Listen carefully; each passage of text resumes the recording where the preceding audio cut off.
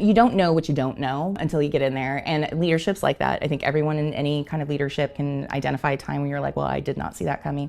And we had an emergency on the floor. We had a client fall, and we have responsibilities legally. We were short-staffed that day. So I got to go sit in the ER for a few hours with this person, waiting for their loved one to come, while also still trying to do the other part of the job. I've just come to the conclusion, I think everyone in leadership, your job description should just be duties as assigned. But that was one of those moments where I was like, wow, this is not a normal job. And it taught me that you have to be very nimble.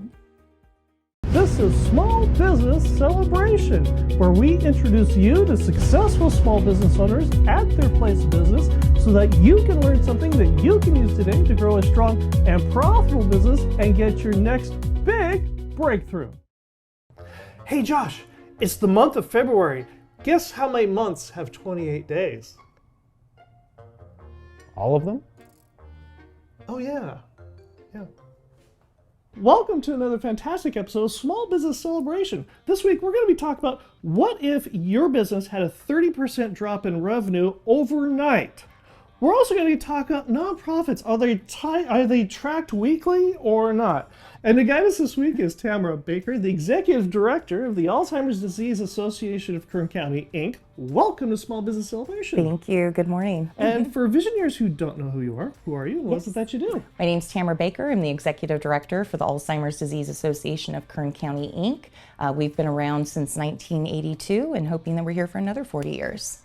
Inc. Yes, you probably caught that, Visioneers. The reason we're here with ADAKC is because twice a year we interview a nonprofit organization, and the caveat is that they have to derive at least 60% of their annual revenue from a product or service they sell, which in effect makes them a business. And Tamara, how does ADAKC derive that 60% of revenue? Our revenue comes from an adult day program that we have. It's open Monday through Friday, 7 a.m. to 5 p.m. And it's really, we provide respite to people that are taking care of people with Alzheimer's, dementia, or any other major neurocognitive disorders that make it difficult for them to be home alone. So we're kind of a safe space for people to be able to bring their loved one. We really pride ourselves on trying to keep our costs as low as possible because we really don't want there to be socioeconomic barriers, which is a very unbusiness-like thing to do, but that's why we're a nonprofit. So it's a very fine line. And the other part of this too is that what you guys offer is not covered by Medi-Cal. Correct. It's not covered by Medicare.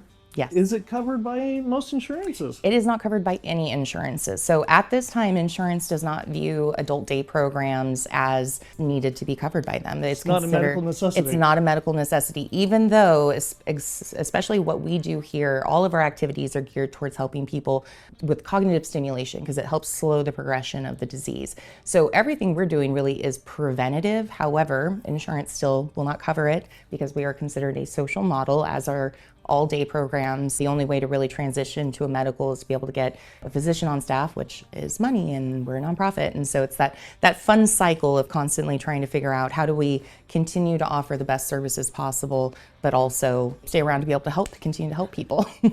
And because of that, you have to provide a service Correct. that the general public pays for to come on in. How much? Often we say, okay, you have to have 60% of your revenue, but is it 60% or more? Honestly, our entire revenue derives from the adult day program in terms of constant revenue into the organization, but that's something I'm really working on. I think business 101, never have all your eggs in one basket. Diversify. Yes, diversify. So that's something we've really been working on because we have relied solely on this day program, but again, it comes down to it's only private pay, and we keep it as low as possible, but it can still be unaffordable for people. So, what are some of the things that ADAKC that is different because you are so privately funded driven that separates you from a lot of other nonprofits? Sure. So, well, what do you mean? Like how are we different from other? Well, we're the only nonprofit that has an adult day program first of all, in general, but also specifically for people with dementia, Alzheimer's, or other major neurocognitive disorders. So not only are we the only nonprofit that does this, we're the only business organization that has this kind of a service to be able to offer to our community. And unfortunately, it's just a growing need. It's not slowing down. We've both Dignity and Adventist had their community health needs assessments this last year, and they both found that Alzheimer's is top 5 leading cause of death here in Kern. And we're seeing that studies are showing that US rates are going to double by 2060. So this is something that, again, we always say in the disease, you need to be proactive, but that's what we're trying to do as well, is be proactive, because the silver wave, as they call it, is coming. One of the fears that a lot of business owners have is they are so invested in their business, and the business owner is the breadwinner. Yes. How does one realize the difference between forgetfulness and realizing I have a problem? So there are your 10 signs to be aware of. I mean, there's natural, we all forget things, especially in today's world. We are plugged in 24/7, our brain's going a million miles an hour. So it's very, I mean, my mother has definitely left sunscreen in the freezer before. It happens. Sure. So, those are little things here and there, but it's when you start seeing consistent behavioral differences. It's when you start seeing the inability to retrace steps is always a really big one. The way that maybe they process stories, spatial recognition is very different. One of the tests that they have is to have somebody that has dementia write out a clock, draw a clock for us. And you'll see spatial recognition it can be very off as well. Mm-hmm. So one of the best ways to really kind of keep an eye on it is if you feel like you're starting to notice some signs, get a journal and kind of start tracking things about your loved one. That's why we always say also it's very important that you know your loved one. That way you can start to notice when there are behavioral changes, because you're the only one that's going to know that's new. She's never really done that before. But how do you do it as you, the individual? Because there's a lot of people out there that don't want people to know that they're forgetting things. Yes. And that that they realize their memory is in the seat of their pants. They remember when they sit back. Oh, I remember now. But they've left the sunscreen in the freezer 3 times this week. Yeah.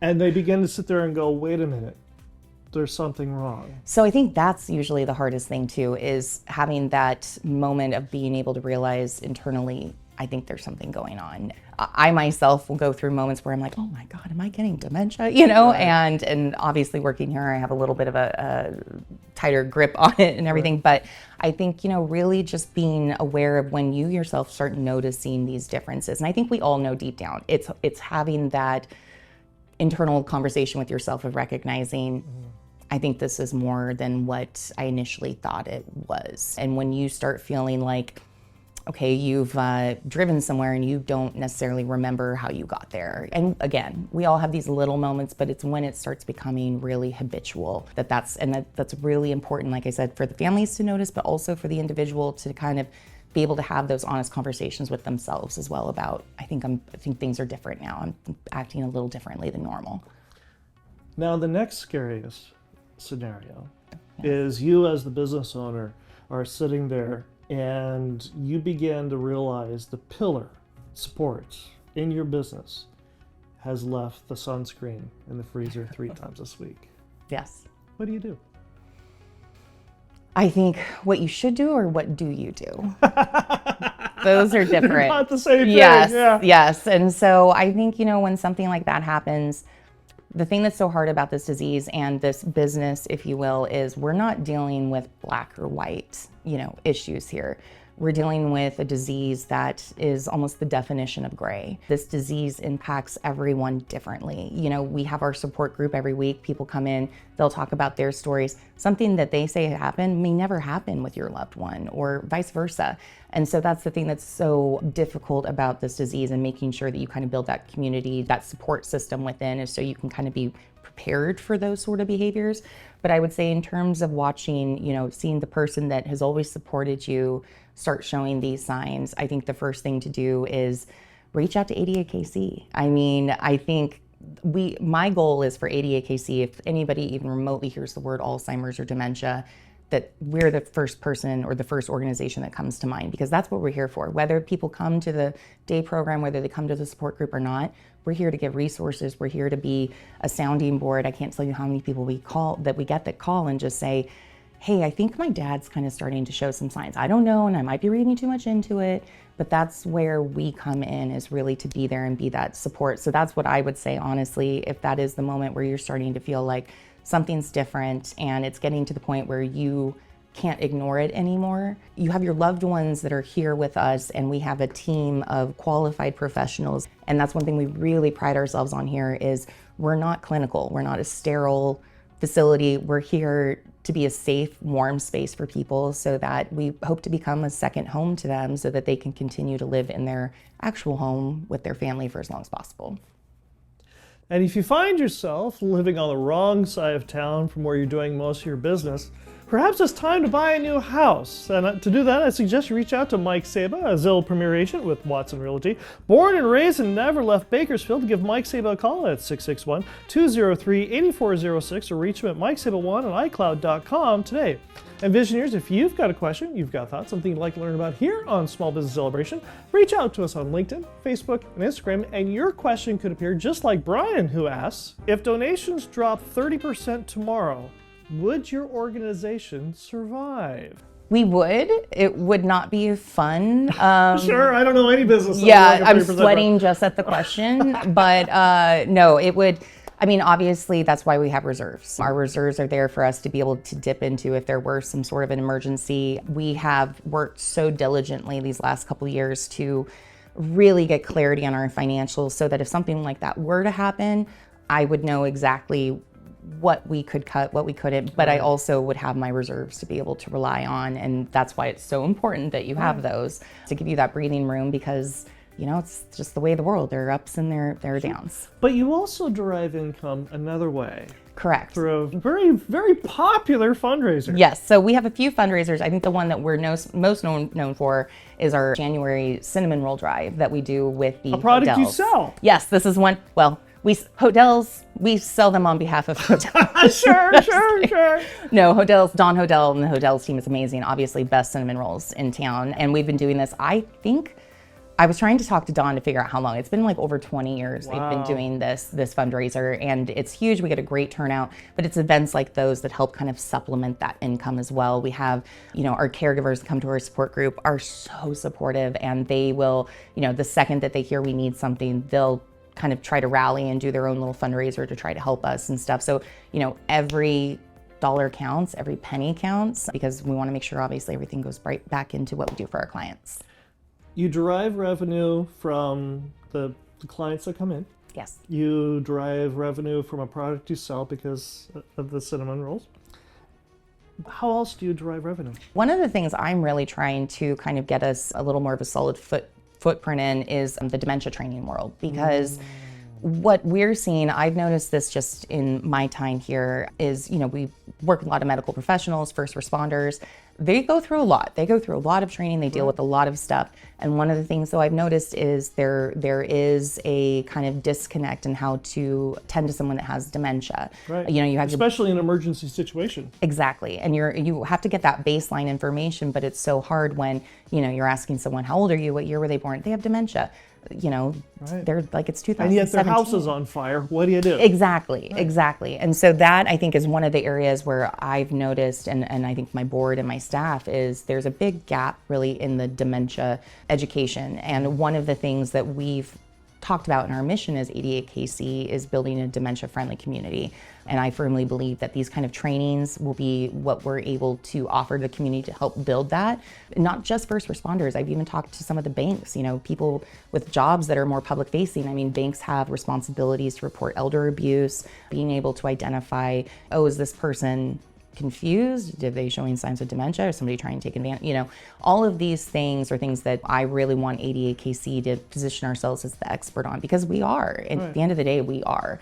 So if a Visioneer has a business where they're finding they're getting a lot of silver hairs, Yes. coming in. What is the process like to have you guys come in and do that training? People can reach out to us by giving us a call at 661-665-8871. They can visit our website, www.adakc.org, and come check us out. And also just let us know what your needs are, because I guarantee you we can build curriculum to meet what your needs are for your business and setting your people up for success, setting your business up for success. Because as I said, this is just a growing issue. So education and proactivity is really going to be key. And that brings us to the Visioneer Game. And the Visioneer Game is brought to you by Minimum Press of Bakersfield. Bakersfield, big news! Quick Signs is now part of Minimum Press of Bakersfield. That means you can still get the same trusted quality in signs, fleet graphics, and banners for your business, fleet, job sites, or storefront. Now with the convenience of a single point of contact for all of your visibility needs. With one call, one timeline, one standard, Minimum Press of Bakersfield has you covered from unknown to top of mind. Call 661-323-7757 or visit them at mmpbakersfield.com today. Now, Visioneers, if you're not familiar with the way the Visioneer Game works, I have a random word generator here on my phone. I have no idea what the random word generator is going to create, but more importantly, neither does our guest. And our guest has to take each of 3 words that I give her and somehow associate each word with her business. Now, Tamara, you do realize that the fate of the entire nonprofit world, as well as the Alzheimer's disease associations globally, are based on your ability to get these 3 words right. If you get one of them wrong, it's going to be utter devastation all the way around. There won't be any nonprofits around the world, and not only that, we will all lose our minds. So no pressure. No pressure. It's all on you. Are you ready? Ready. Your first word is distribute. We distribute materials about ADAKC. We distribute our impact report. This is the first year we've had one, which is very important for a nonprofit to have. What's an impact report? An impact report is basically a summary of everything you did that last year. Why every dollar that came in counted, what that is your big report of here's everything I did with the money you gave me. This is how responsible I was with it. Very good. Congratulations. That's 1 for 1.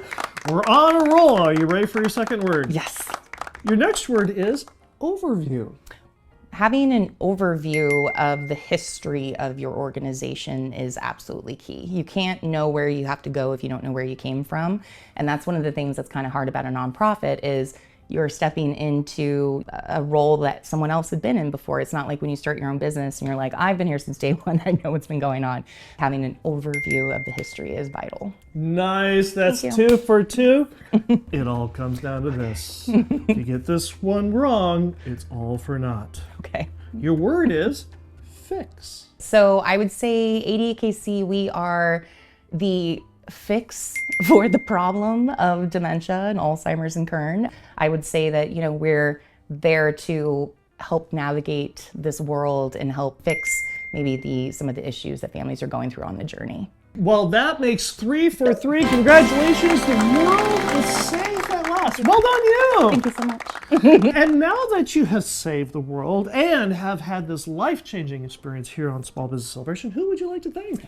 I'd like to thank Lizette Gomez. Lizette is just a powerhouse in the community. She's a wonderful colleague, but also she joined my board this year. I was able to talk her into coming on board and helping me. You suckered her in? I did. I suckered her in with the Alzheimer's. Anyways, she's just been amazing. So I really just want to thank her for the support she's shown us. How did you two meet? So, we met just like through community stuff, actually. We went and had a lunch this last year. Roberta Nilsson from Bank of California was the one that was like, I think you guys should get together. And we just kind of hit it off and have stayed in contact. And then when the opportunity came for her to be able to join my board, and I know how much value she has as a friend, as a colleague, as a community member. So it was just, I had to get her on board. And luckily she said yes. And that brings us to our second Visioneer question, which is also brought to you by Mike Saba, a Zillow Premier Agent with Watson Realty, selling Bakersfield homes since 1992. Give Mike Saba a call at 661-203-8406 or reach him at mikesaba1@icloud.com today. Visioneer Rosa asks, what's your nonprofit's version of profit? And are you tracking it weekly? Yes, we are tracking it weekly. And what is your definition of profit, though? A profit for me would be, were we able to break even pretty much as closely as possible But also profit would be, how many more clients are we helping? Are we seeing those numbers growing? Are we seeing our support group numbers growing? That to me, that's impact. And yes, of course, we have the actual dollars for dollars that come in through the day program, but those need to be taken into consideration alongside the impact numbers we have as well. And that to me is what is success and profit as a nonprofit. How do you increase your profit? How do we increase it? Through outreach. I mean, that's one of the things we've been working on a lot, is wanting to get out there and connect more with, medical providers, because I hear a lot, oh, I've heard of ADAKC, I just don't know what you guys do. And we are often referred to as a best kept secret, and we shouldn't be. We've been here forever. And so that's really, what my goal is, and that is my vision of success for this place is, the more people we can help, the more our numbers can grow, and the more impact we can have, the better. I have incredible trepidation about asking you this next question. Okay. What's your favorite horror story? And we're not gonna do any HIPAA law violations here. Okay. Honestly, I was thinking about this, and oh man, I had a day here. So this, you don't know what you don't know until you get in there. And leadership's like that. I think everyone in any kind of leadership can identify a time when you're like, well, I did not see that coming. But working in this space in particular, it's a whole different ball game. So it was a day I had my board meeting. I still had work I needed to do. I had, 10 people coming out of their own personal time to come talk with me. And we had an emergency on the floor. We had a client fall, and, we have responsibilities legally. We were short-staffed that day. So I got to go sit in the ER for a few hours with this person, waiting for their loved one to come, while also still trying to, do the other part of the job. Sure. I've just come to the conclusion, I think everyone in leadership, your job description should just be duties as assigned, because right. that's basically it. But that was one of those moments where I was like, wow, this is not a normal job. And in a good way though, like the impact, I worked in ag before, working with grapes and cherries, which were amazing and super fun. But obviously the impact's a little different, at the end of the day, I go home, after a day with grapes and cherries, and like, oh, we're gonna do this again. And some days here you go to the ER and you're like, well, that was not what I saw happening, but it did. And she was okay. I would like to note that she was okay. But it's just one of those things. I think working kind of in this space, you really have to be prepared for anything. How did this change you? This job? Or this instance. This instance. It taught me that you have to be very nimble. You need to be able, and especially as a leader, you need to be mindful also about the way you're reacting to things people are looking at, and they're watching your reaction to see. It's almost like when your child falls and they look at you to be like, should I cry? Like, right. Did I really get hurt that bad? And it's so important, I think, as a leader, and that's been something like I really tried, to pride myself on, is wanting to be somebody like a calm in the storm for my staff. And I think that's what every leader should strive to be. Easier said than done, obviously. I learned a lot about myself and my ability to kind of pivot in unexpected situations while trying to still maintain my leadership core. It's no secret that there's a lot of business owners who are struggling. Yes. What do you say to the business owner who is having a difficult time, and let them know that it's going to be okay? Tomorrow will be better. I think I'm talking to myself as I'm saying this, it's so easy to kind of go down a rabbit hole of whatever problem you're kind of going in, and kind of if you're not careful, you can sit there and you can wallow in it. And I think that's the thing that is, as a leader, you need to figure out, okay, I can sit here and I can acknowledge this, but I can't wallow. I need to figure out how to fix this. And that to me is a true leader, is somebody that is willing to pull themselves up and be like, that was not great, but that's okay. Tomorrow's a new day. We're going to figure it out, and we're not going to give up. And I think that's what leadership largely is letting your people know you're not going to give up. Tamara, thank you for joining us here on Small Business Celebration. If Visioneers want to learn more about you, how do they do that? Viewers can find me on LinkedIn under Tamara Baker. I'm with the Alzheimer's Disease Association of Kern County. I also can be reached through our website, www.adakc.org, or call 661-665-8871. And I'll be right back with my final thought. If you think someone has ruined your life, you're right. It's you. If you think someone has ruined your life, you're right. It's you. About 3 years ago, I was at a business mixer, and there was a small group of us that were huddled around a table, and this one business owner was going on and on about all the difficulties and trials and tribulations he was having, and he basically whittled it down to one particular individual who was out to get him and was just absolutely destined to absolutely ruin him. And in fact, he was already ruining his life. And after about 15 minutes of this, there was another business owner who was standing next to me. And we all know this kind of business owner too. He has no filter, none whatsoever. And he just blurted right out, if you think that someone has ruined your life, you're right, it's you. To which the other business owner just stopped, stunned. And he just kind of looked at him, gave him a really angry look, and said, "You have no idea what I'm going through," and he stormed out of the mixer. Well, a few months later, I was giving a speech to a local nonprofit group here, and we were talking about a variety of things, and I was telling the story about my high school drama teacher who once told me, "Michael, you are completely average. And the only way you're going to succeed in this life is by outworking everyone around you." After I gave my presentation, it was over, I was glad-handing and talking with people that were there, when this particular individual who had stormed out of the mixer a few months earlier came up to me. He said, "You have to outwork everyone around you, huh?" And I said, "Yeah, I'm completely average." And he said, "You know, the other day when we were at that mixer and we were talking about and all the problems that I was having, and it took me about a week and I realized that guy was right. I was letting somebody else get in my head and dictate to me how I was going to function in life. I was letting this person control me and control how I was living my life. And once I realized this, that I could also change this, I made the change. And I realized that Nietzsche was right when he said, if you think someone has ruined your life, you're right. It's you. It's always up to you." I hope you enjoyed our conversation this week here on Small Business Celebration, and I hope you learned something that you can use today to grow a strong and profitable business. And we'll see you here again next week when we celebrate another small business making a big breakthrough.